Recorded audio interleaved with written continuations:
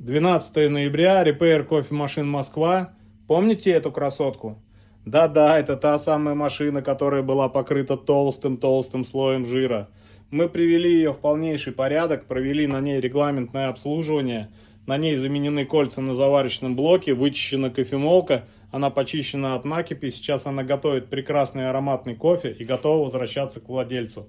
Ухаживайте за своими машинами, и они ответят вам прекрасным вкусным кофе.